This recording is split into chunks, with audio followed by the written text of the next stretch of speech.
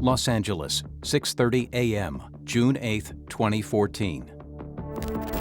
Actress Sandra Bullock is awakened by the sound of an intruder breaking into her home. She manages to lock herself behind a safe door in her closet, where she places a frantic call to 911. 911 emergency. Someone has broken into my house. I'm hiding in the closet. They're in the house now? Yes, they are.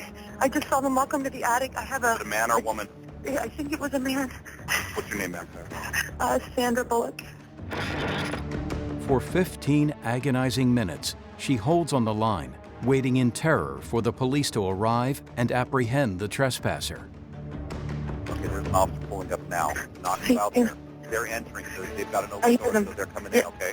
I hear them, yeah. Thank you so much for being so kind. Thank you.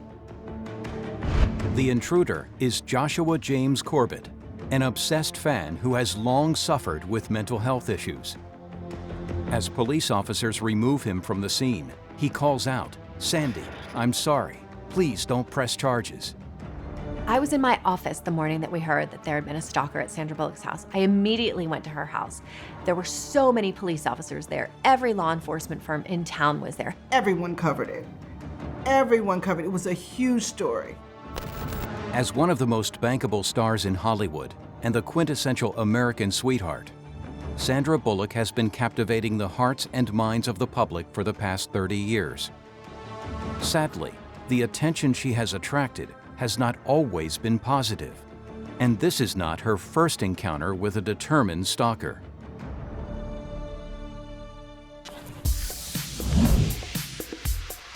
Sandra Bullock is one of the most popular actresses in the United States. She's been named People magazine's most beautiful person.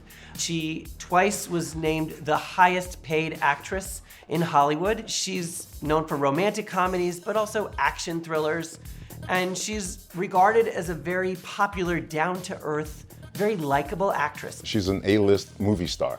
Very personable, beautiful, sexy. So she's definitely a star. Sandra Bullock's got a really interesting background, and I think that's helped shape her as an actress as well. She was born in America, but because her father was in the military, she spent a lot of time, 12 years of her life, in Nuremberg in Germany and then Vienna in Austria. Her mother, a German opera singer and voice coach, and she would tour sometimes with her mother through Europe. And you would think that that would mean she would become perhaps a singer, but she didn't. She became an actress.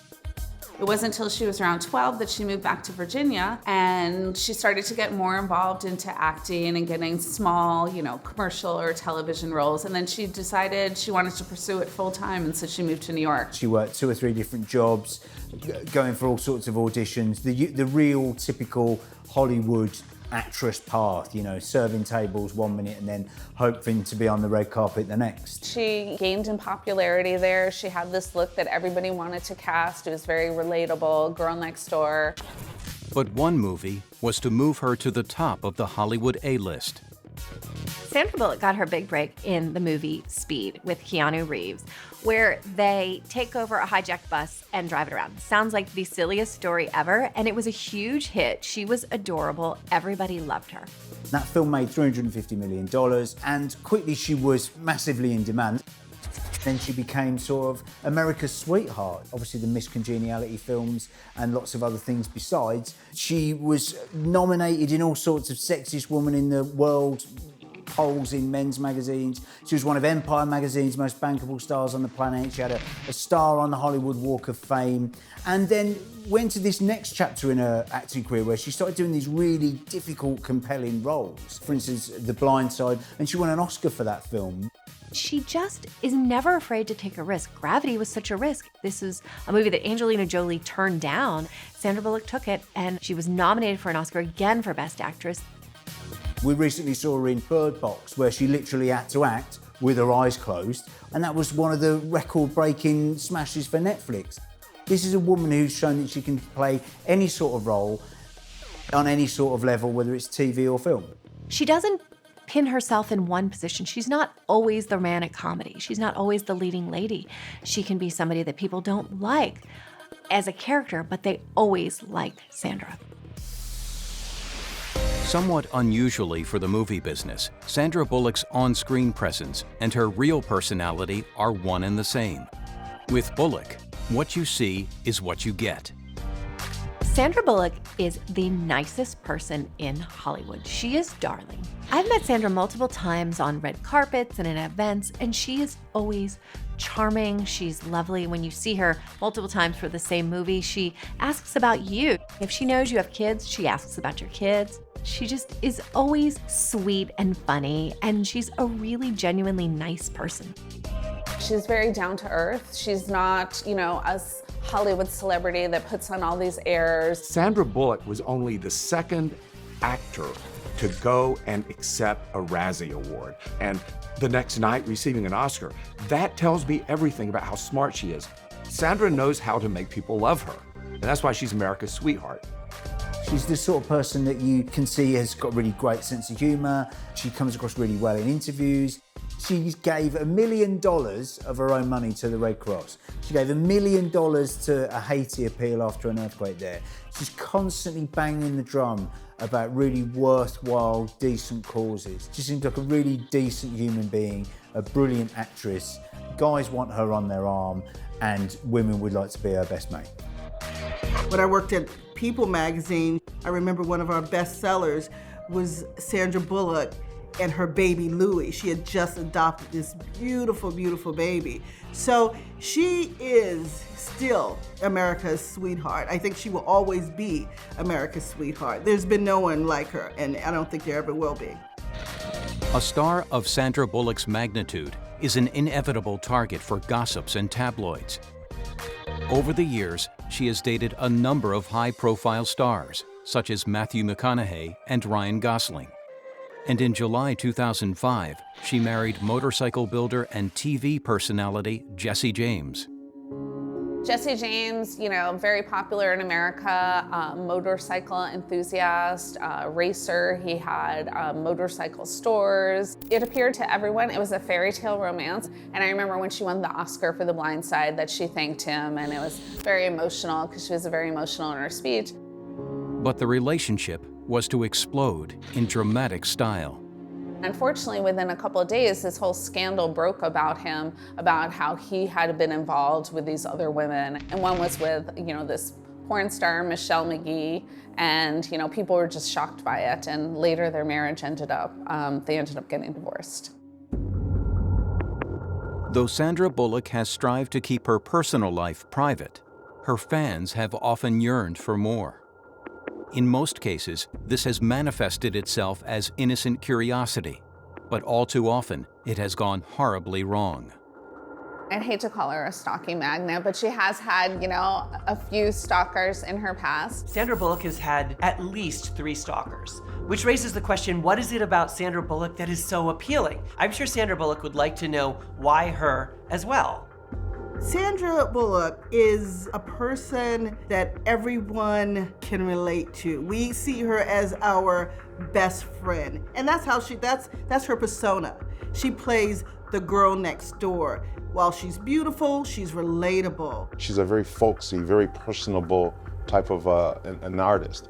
And I think people in certain ways identify with that and feel that she specifically may be talking to them. She doesn't seem like someone that would be looking down on you. She just seems like a person you would want to be around, so maybe that's what drew them to her. She's someone that if you are a stalker, you think there's a possibility that you could be with her. Often when we hear about the stalkers, and especially in Sandra Bullock's case, the ones where it crosses a very dangerous line, those people turn out to be mentally ill. And because of that mental illness, you don't know what they might do.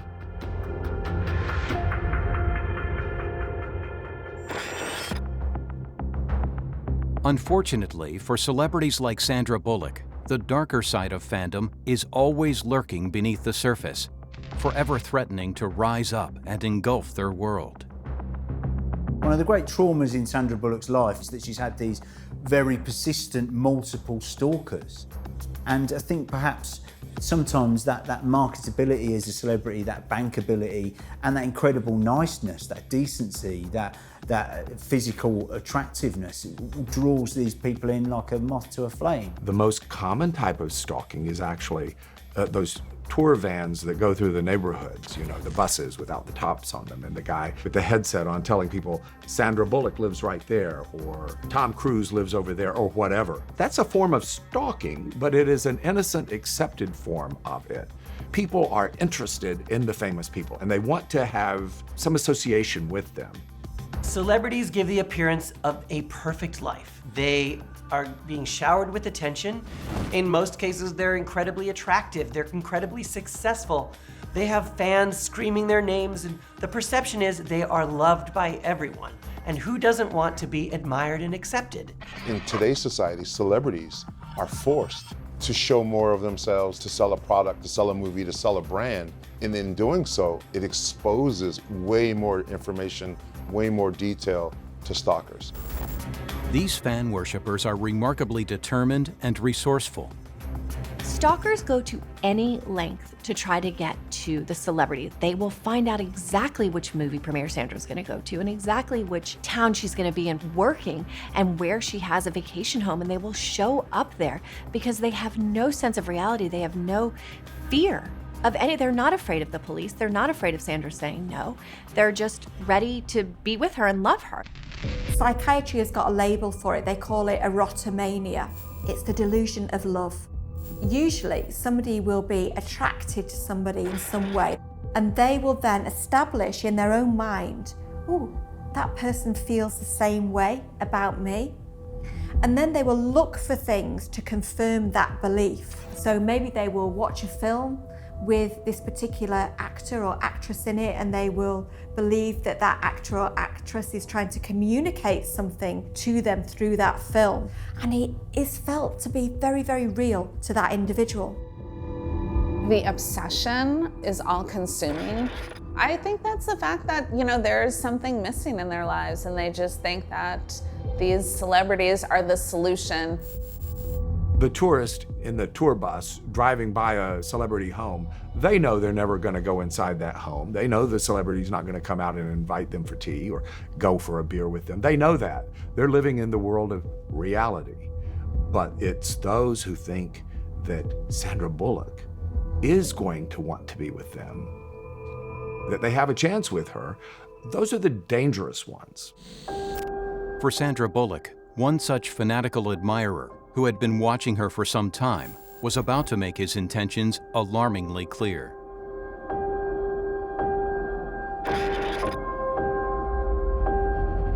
"2002 proved to be another landmark year in Sandra Bullock's career. She executive produced her first television series, the award-winning George Lopez, as well as starring in the hit movie 2 Weeks' Notice with Hugh Grant. But unbeknownst to her first serious encounter with a stalker lay lurking in the shadows. The first time the public were aware that Sandra Bullock had a persistent stalker was 2002, and this guy, Thomas Weldon. He had schizophrenia and not a grasp of reality. His motivation was to be with her because I think he thought he could be. He started calling her family, calling her agents, calling her managers. He started sending her faxes, which maybe today people might not know, but that was a piece of paper that you sent to someone's office. And it was harassment, trying to get in touch with her in any way that he could, showing up to places that he knew she would be, really just scaring her. Stalkers feed on interaction. When that interaction or that contact is cut off or eliminated, it goes into another level. Then it becomes rejection. And that rejection is that phase that becomes dangerous because they feel isolated. And that's where it crosses the line where they'll do anything, become more desperate to have that contact. There was one incident where he had read in People magazine she was taking time off for herself and not going to work for a while. So one email said, hey, why don't you kind of come out and be with me? I mean, let's have some fun. He, in his delusion, felt that if she had this time off and she was in this relationship in his mind with him, that he wanted her there. In 2003, Sandra Bullock obtained a 3-year restraining order against Thomas Weldon, forbidding him from approaching within 200 feet of the actress. But just when her ordeal appeared to be at an end, she suffered an altogether more unnerving encounter with a second deranged stalker. This time, it was a woman. Her name, was Marcia Valentine.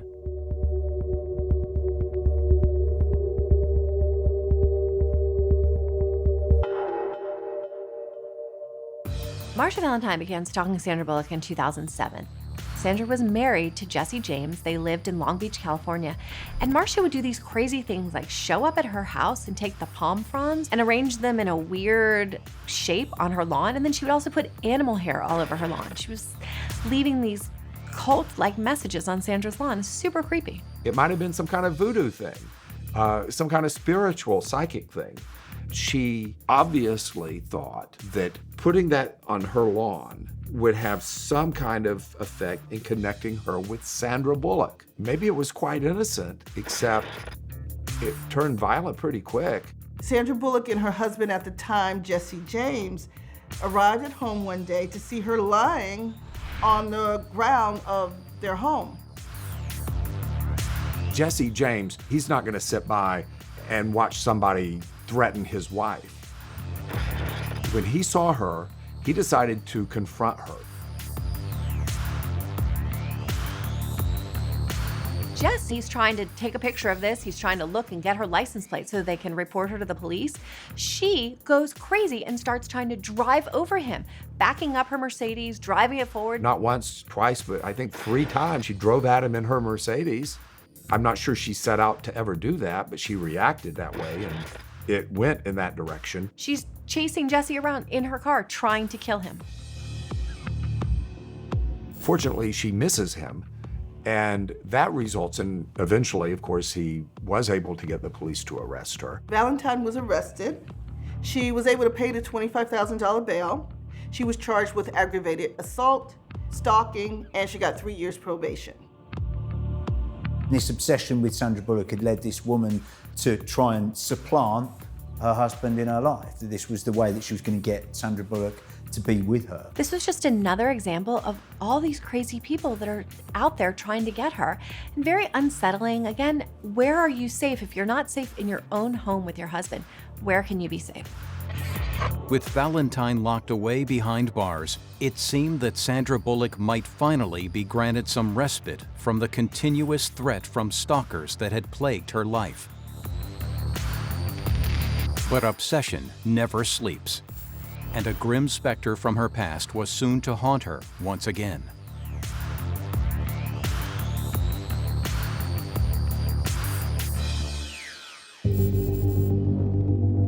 Despite the restraining order imposed on him in 2003, Sandra Bullock's original stalker, Thomas Weldon, hadn't gone away, and he persisted in leaving her disturbing messages, expressing his desire to have a relationship with her.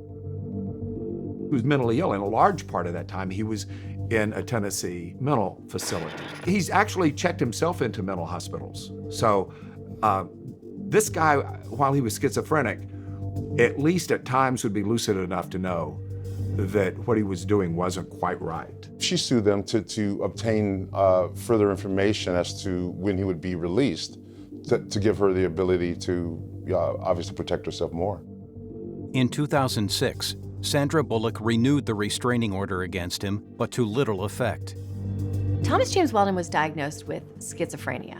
The problem was he wasn't taking his medicine, and he admitted that. So when he was diagnosed with this in the hospital, there was no way to cure him because he wasn't taking the medicine. Once he was released from the institution, he hadn't ended his interest in Sandra Bullock. In fact, he just incubated it. He got out of the institution, and the first thing he did, he started tracking her down again across states. In June 2010, Weldon tracked Sandra Bullock to her home in Jackson Hole, Wyoming. Luckily, before he arrived on her doorstep, he decided to check himself into an emergency room. He says he's having a lot of anxiety, he can't sleep. So he talks to a doctor who interviews him, and he says that he believes Sandra Bullock is communicating with him telepathically.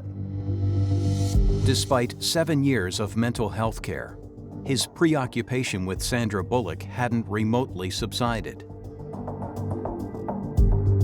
In light of these events, Sandra Bullock extended the restraining order for another 3 years. In her filing, Thomas Weldon is described as an unmediated schizophrenic. Sandra would have been very scared. This man could find her anywhere. This is a huge country and he can drive 5 states to try to find her. This is very terrifying, but she doesn't mess around. Sandra Bullock hires the best lawyers. She goes after these folks in every legal way possible. She makes sure that she is protected at all costs. Over the course of a decade, Sandra Bullock had been tormented by 2 unhinged stalkers. Little did she know, the worst was yet to come.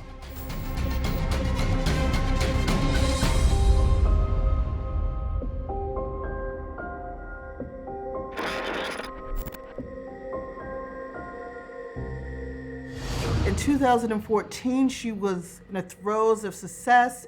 She was becoming a director. She was starting to make Ocean 8, which would be a huge success. She was thinking about adopting another child, so there was a lot going on in her life at that time. All these great things were happening to her, and then the worst thing that could happen. Again, a stalker appears in her life, and this time it's not someone lying on the pavement outside her house. It's not someone trying to get her at public engagements or contact her through mail or whatever else. It's someone breaking into her home. After ringing the doorbell for over 15 minutes with no response, he lets himself into her home. He was able to come upstairs and be on the landing where she caught a glimpse of him through her bedroom door. She didn't know who he was. She just knew there was a man in her house. And of course, it scares the hell out of her. She built the house with certain protective measures, like a safe closet, a door that she could lock from inside that couldn't be penetrated very easily at all. And she called 911. It gave me chills. I listened to the 911 call, and that call and interaction with the dispatcher was chilling.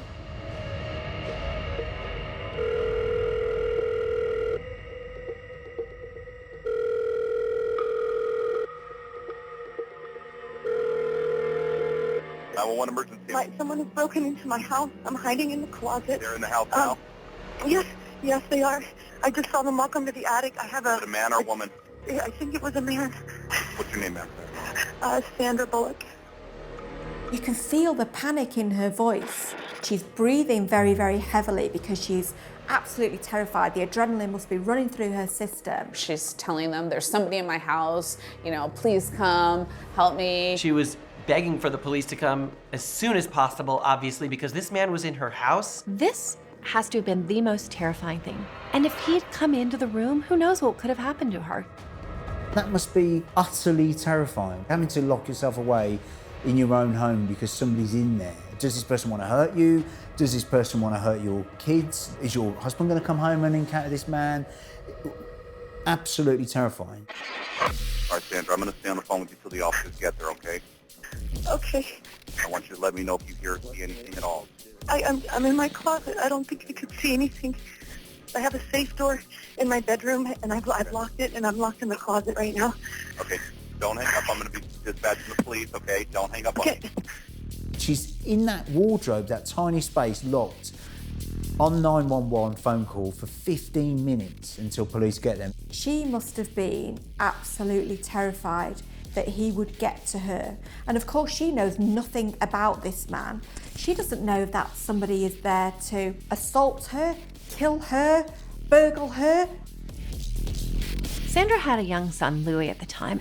Luckily, he wasn't home the night this man was in her house, but her whole security was breached. Every security measure that she'd taken didn't matter. He was still able to get over her wall, get into her house, and almost get into her bedroom. It was a situation where her heart was racing. It's your space is invaded. Do you have any weapons? Are you armed? Oh, no, I'm not. I hear someone banging on the door. Is it your bedroom? Yes.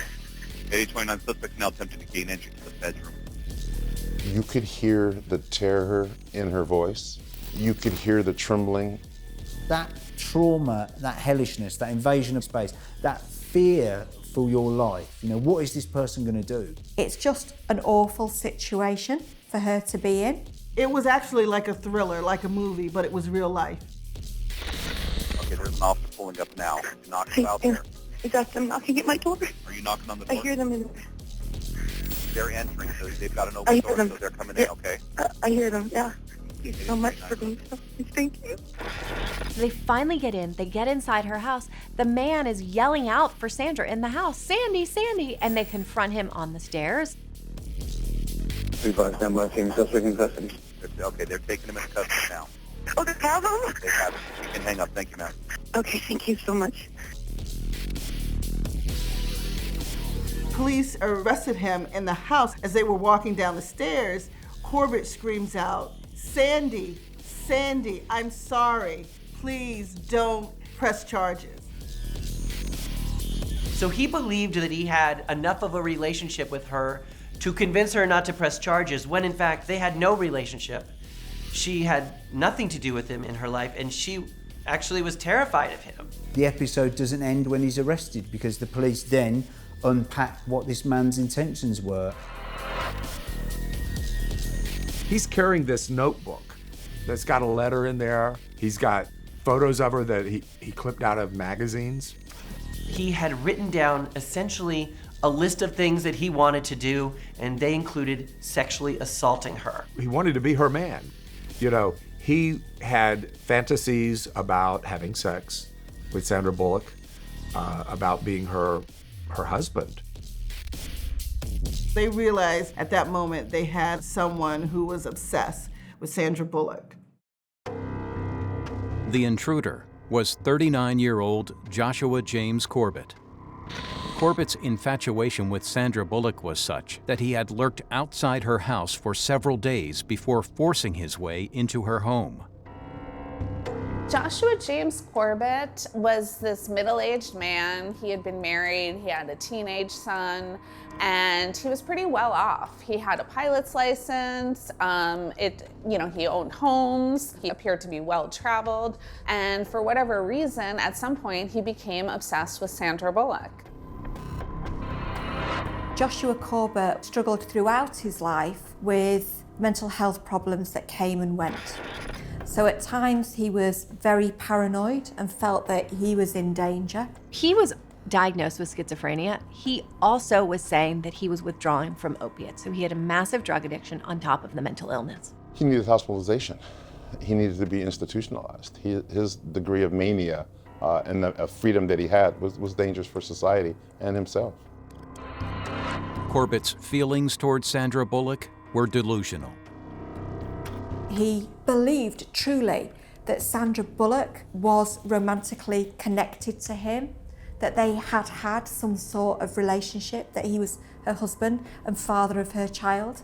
So imagine the intensity of his frustration when she's not talking to him, she's not making contact with him, she can't be got to.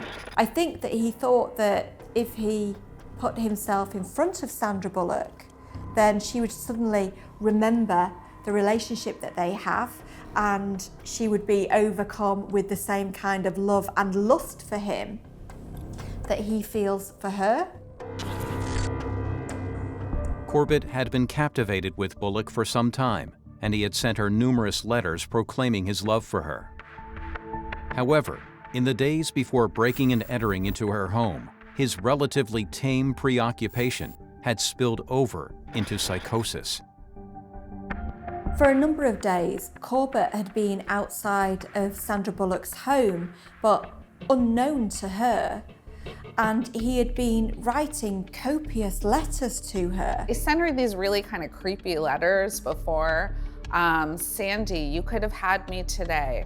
However, you chose other people over me. I'll be around, as you know. I love you. You are very special to me, and without you in my life, there's only misery. I've waited and waited, and you never come. Perhaps this is all supposed to happen some other way. Perhaps Hawaii, or on the street. Who knows? I have no idea. I love you. He's been waiting, and yet she's not choosing to come out and spend time with him, and he can't understand that.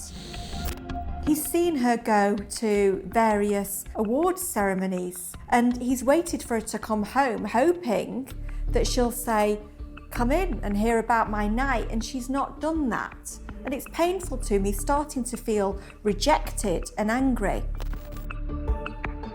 He's also writing about the fact that he believes that he is her husband, that they are married, that her adopted son actually biologically belongs to him, and he's talking about the fact that he really wants to have sex with her. To have the horror of someone in your house and then them arrested, and then to find that was the plan, isn't something that I'd consider would ever leave you. It would play on your mind whenever you're on a film set, whenever you're walking down the street, whenever you're going out to get a coffee. It would change the person that you are, and perhaps she now looks and thinks, do I want to do an interview on TV? Do I want to do a radio show? I have to do all of this press material for this film coming up. For now at least, Corbett was safely in police custody. Following his arrest, law enforcement officers undertook a thorough investigation of his background. What they found proved to be most unsettling and compelled them to even greater concern for Sandra Bullock's safety.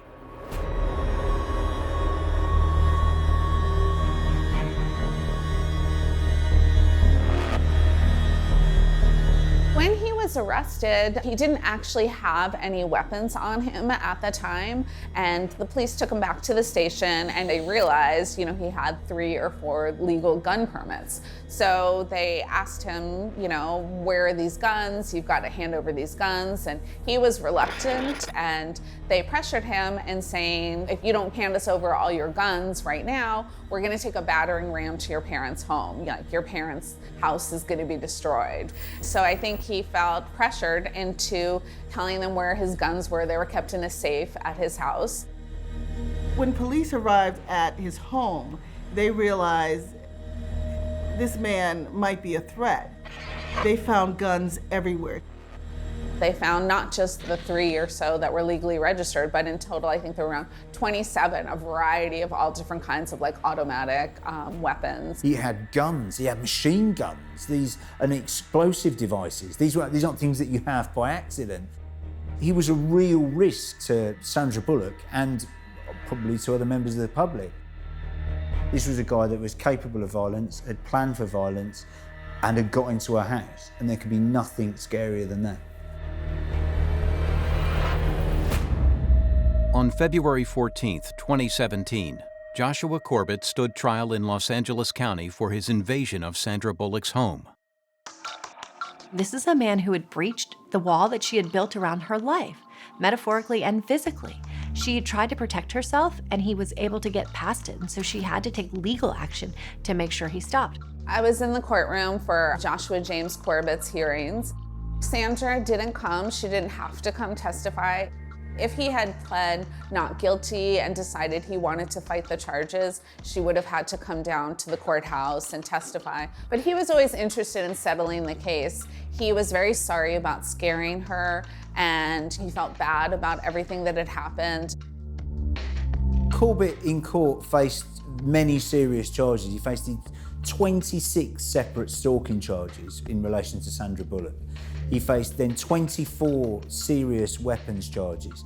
This was a guy who not only had an obsession, but had very much acted on it in terms of learning about explosive devices, acquiring firearms and munitions and other weapons. He pleaded no contest to stalking. He got 5 years probation and 10 years protective order not to ever contact Sandra Bullock. You think, well, this is a guy that planned to sexually assault her. This is a guy that had machine guns. This is a guy that had explosive devices. Is he going to listen to a restraining order? He was also ordered to take part in psychiatric treatment, which he did. Psychiatric treatment of stalking behaviours isn't impossible, but it's difficult, particularly when you've got somebody who has got very entrenched, long-term, very fixed delusional beliefs.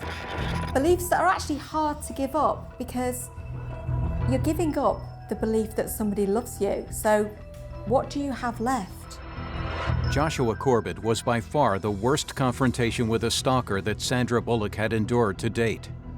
With him locked away behind bars, she could conceivably enjoy some small peace of mind. Tragically, this wasn't the last the world would hear of Joshua Corbett.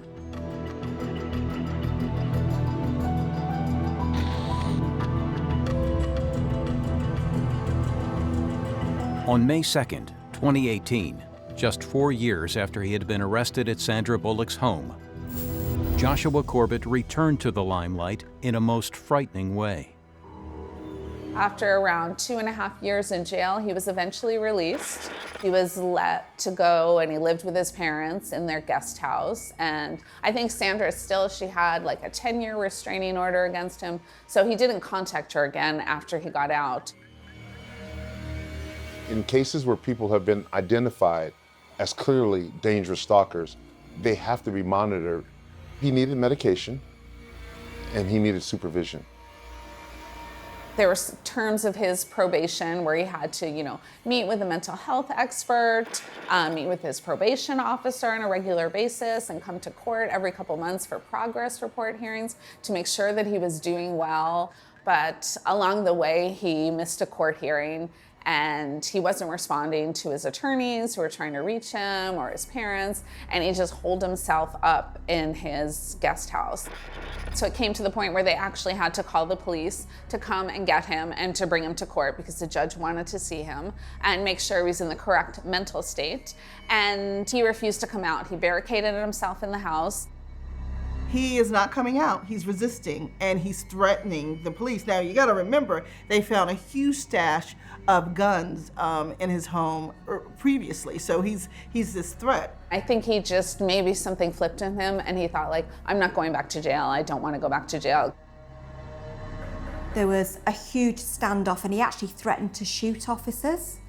So gas canisters were fired into his home by a SWAT team. Finally, at the end, the police rush in, they go in with all their bells and whistles, and they find he's dead.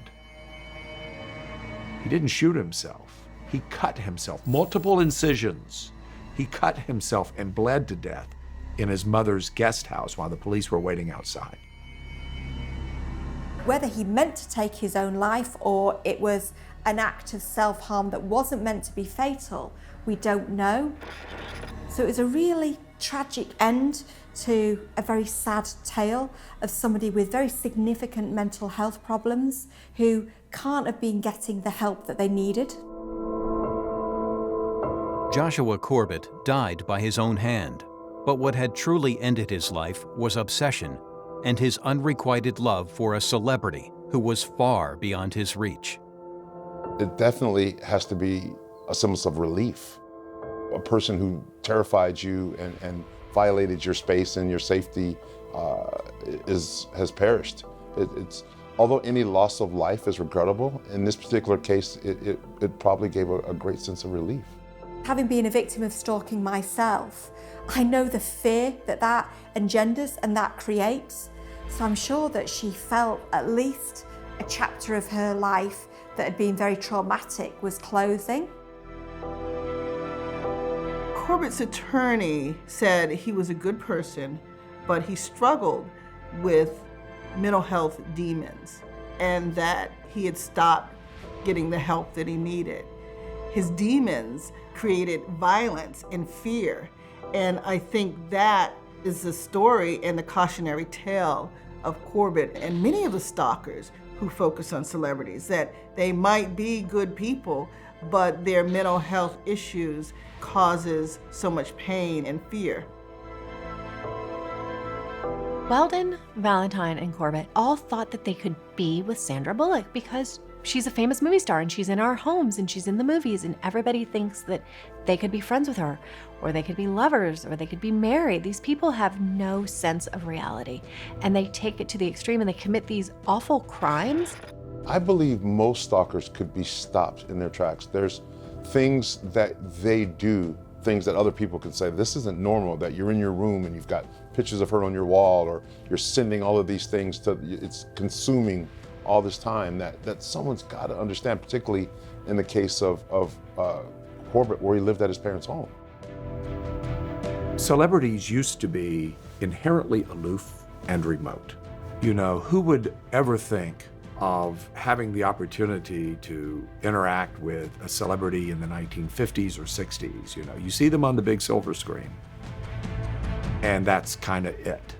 But That whole idea of the world that celebrities live in now, they live in everybody's town. They live on social media. Celebrity is a lot less aloof than it used to be.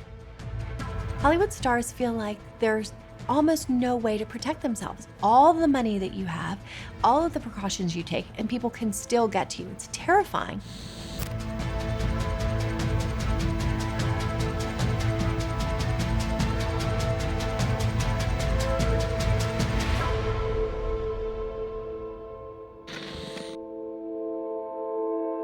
As the cult of celebrity grows, the threat of stalking becomes increasingly probable. It is more important now than ever for celebrities to be vigilant and to ensure they have adequate protections in place. I think the experiences of Sandra Bullock have been a wake-up call in Hollywood. They don't depend on the police to do this for them anymore. A celebrity has to have their own security plan, security team, security consultants. That doesn't necessarily mean 24/7 armed guards around you. Some have that perhaps, but they do have to have a plan. That's the reason that private security is in place. Law enforcement, and I'm very pro law enforcement, but you call the police usually when something has occurred. One of the things that as private security we do is we're proactive, so we want to have a situation where we're more accessible. I often hear it said that if you're famous, being stalked is an occupational hazard. It's something that should be expected because it goes with the territory. No, being the victim of a crime, being in fear of your life or being in fear for the safety of your family, that absolutely does not go with the territory, and we have to change that way of thinking about it. Sandra Bullock's this billboard star, incredibly bankable, has an incredible, enviable life. And yet, the very fact that she's attractive and talented and such a lovely person, giving all this money to charity and gives so much of herself in interviews, and it seems to be a really good sense of humour, good company kind of person, seems to have played catastrophically against her in these cruelest possible ways. I think Sandra Bullock definitely had some times where she thought, I have had 3 stalkers, so many people trying to harm me. I have these 2 wonderful children now. Maybe I should get out of Hollywood and just take a break because I don't need the money. I don't need the fame. I have everything I want. But that's not really fair. Why should she have to leave her life because of these crazy people? So she takes every measure that she can to protect herself. I'm a forensic psychologist and I have worked with stalkers. I recognise that stalking is absolutely unacceptable. It has been very accurately described as murder in slow motion. I also recognise that stalkers are not happy people, they're not fulfilled people, and they've got significant psychological needs themselves. We need to recognise them and we need to address them very, very early on to stop a situation from escalating and becoming harmful.